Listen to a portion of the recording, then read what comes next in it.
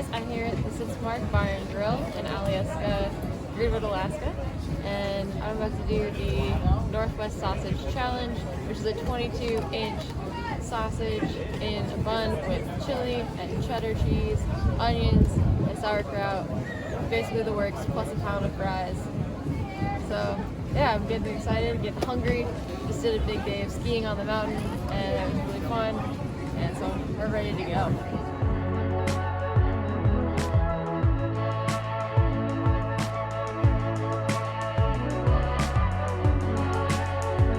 Alright, so these are the guys who have finished it. 1920 is the record to beat. So 2 dudes have tried it and finished it. I'll be the first woman to finish. Alright, so I have 22 minutes to get this down. And the record to beat is 19 minutes and 20 seconds. I'm hoping to get there today and be the first woman to complete this challenge. Check this out. 2, 1, boom. Oh my, come on, timer.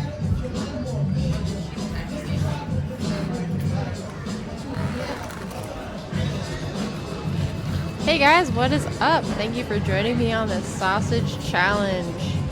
One that I was very excited to discover last weekend when I was skiing at Alyeska Resort.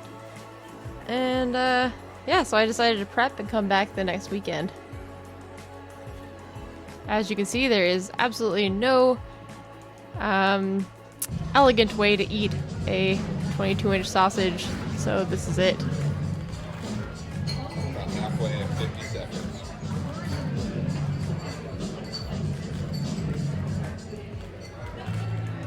So hot.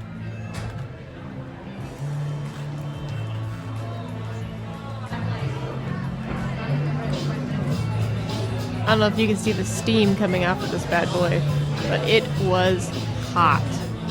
Steaming hot. Yeah, you can take that any way you like. It is a sausage challenge, so keep your minds out of the gutter. Ridiculously hot.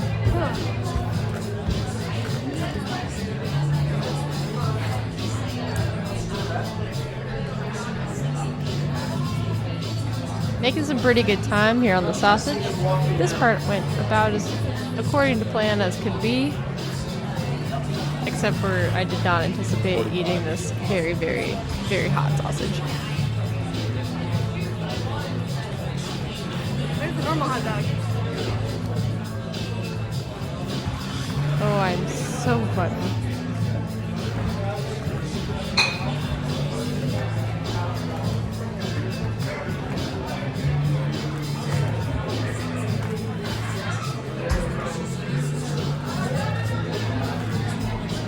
A few of my least favorite things include hot dogs, chili, beans, which are prominent in especially this chili. And I'm not a huge fan of sauerkraut, but I'm trying to get better because it does help with blood sugar spikes. Any fermented vegetables and vinegars do. So this challenge, I just can't resist a challenge. And I figured it would be a little bit easier. I was expecting a hot dog bun, but here we have a baguette, which you can see is slowing me down pretty heavily. Not quite yet at this point. Still doing alright. But you might be able to see that end that's closest to you is absolutely bare and has no toppings on it to soak it in and get a little bit more moist.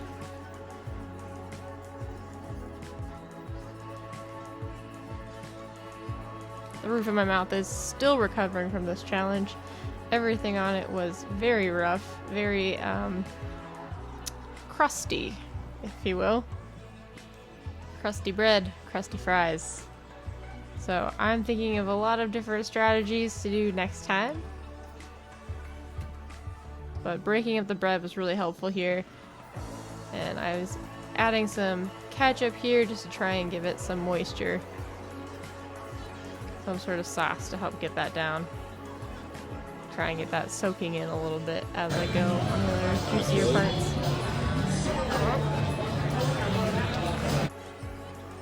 Yeah, so Ryan was asking if I was enjoying the chili, because he knows how much I dislike chili. This one actually wasn't too bad.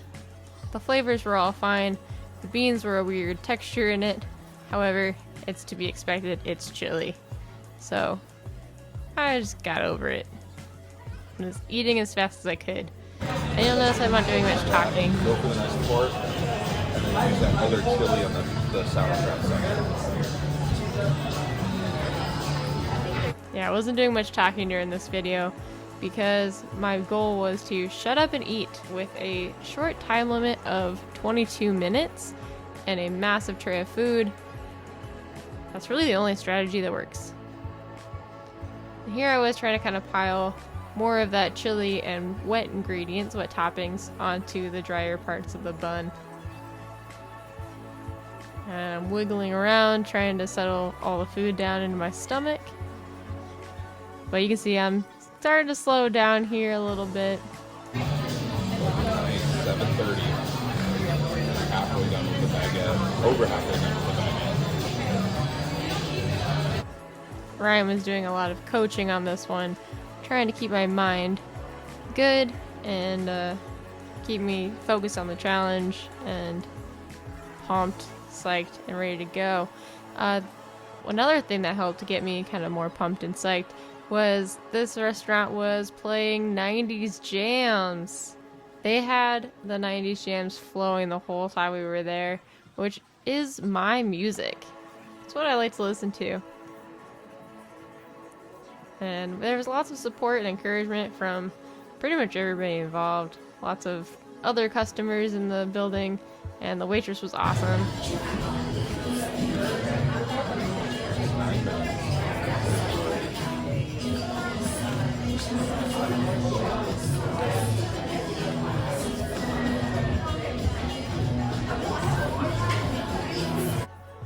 I had to use a lot of water to get these dry ingredients down. But I am working on my swallowing technique. Either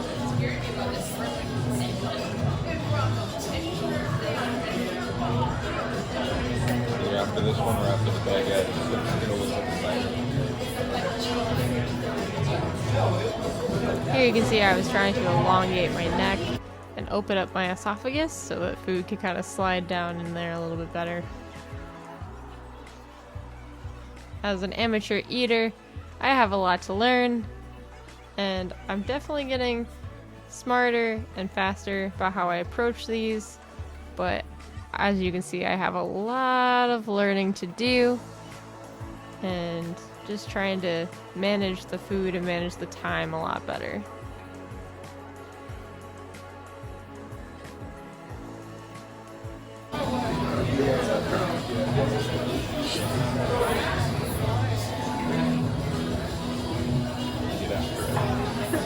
I'll be right back. Making room. So I'm making some room there. I'm releasing some of the air. So I used a guava cider with no sugar added.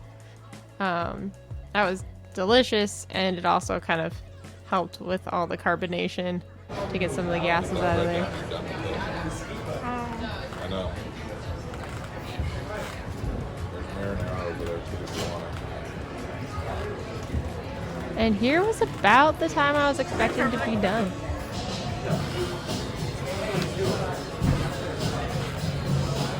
I honestly thought I could finish this thing in 12 to 15 minutes. That was our estimate. And yeah, there really was just a lot of underestimating the challenge. I know. Use your water. I don't know if you could hear the taps on there or the crunch. But that bread was crispy.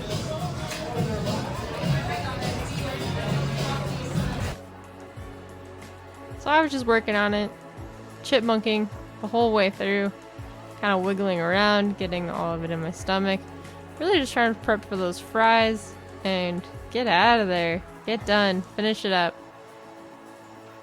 At this point, I still thought I could beat the record of 1920. 10 minutes left.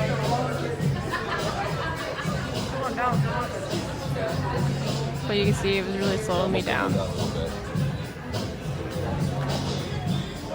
That can be really discouraging mentally. Use your water.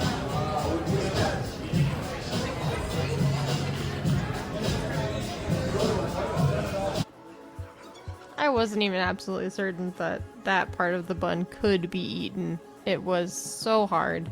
I think it was a little bit stale, maybe? I don't know. Look through it and fries.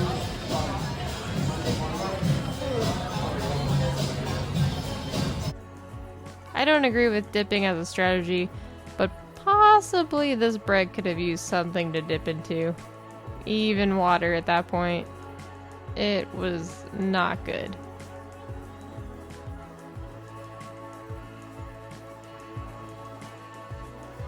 Yeah, there go the little bites when I was at the end of the tunnel. Just wanted to get it over with, so I ended up just taking that last big bite and then on to the fries.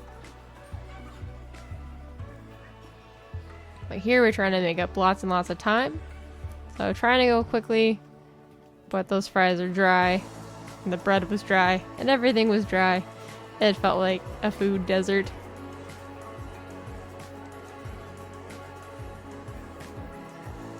Trying to do the balling up method to kind of make everything kind of break down some of that crispy, crunchy, battered outside, and to kind of let some of the oils from the inside break it down.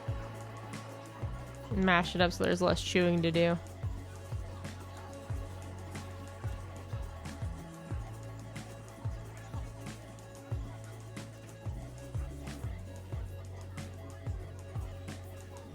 This 1 pound of fries felt like so much. Way more than any other pound of fries I've ever encountered.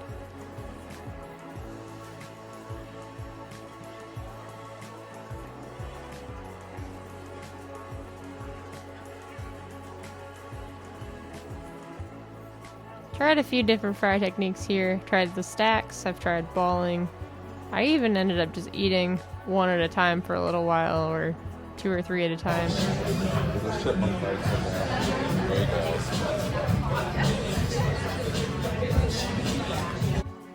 I was getting a little bit distracted with all of the pieces falling out and feeling like I was being way too messy. But upon review, what do you think? Was I being too messy? I think I kept it pretty clean.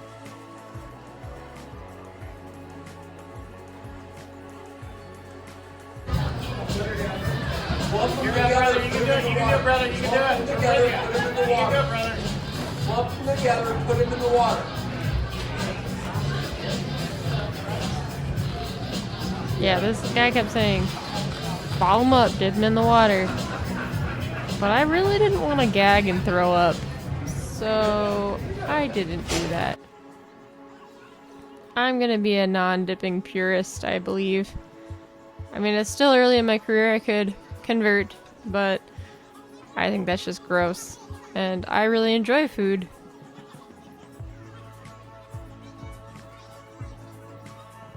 Also, why do you keep calling me brother? Is it the haircut?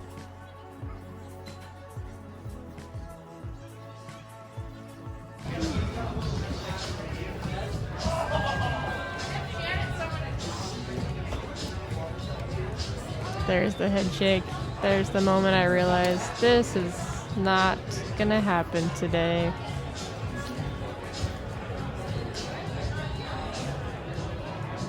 But I'm not gonna quit on that bite that I had in there. It's gonna go down, and then I'm gonna be done.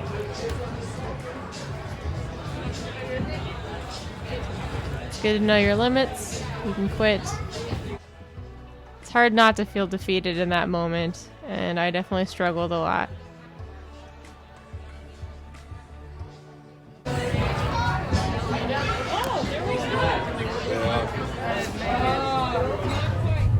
So that challenge didn't go quite as planned, and I definitely underestimated it.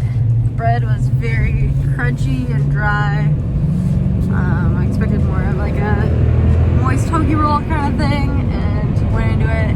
There was the last quarter of it was just completely, there was something on it. I tried the catch up. It didn't really help very much. Yeah, I'm not making excuses for myself, but I wasn't feeling super great. And but I was so excited. I had to do it. I went with all the confidence in the world, and I think that's what made me underestimate the challenge. So finding that balance between confidence in what I can eat and respecting the challenge as it is. So another learning experience. Our waitress Thea was super nice. She tried to offer me a t-shirt, but I didn't want to accept any participation awards. I want to come back and earn it eventually. So thank you to the Sitzmark for hosting the challenge and having awesome employees that were super encouraging and nice. And yeah, we'll get it on the next one. We'll get the next one. Outro hands.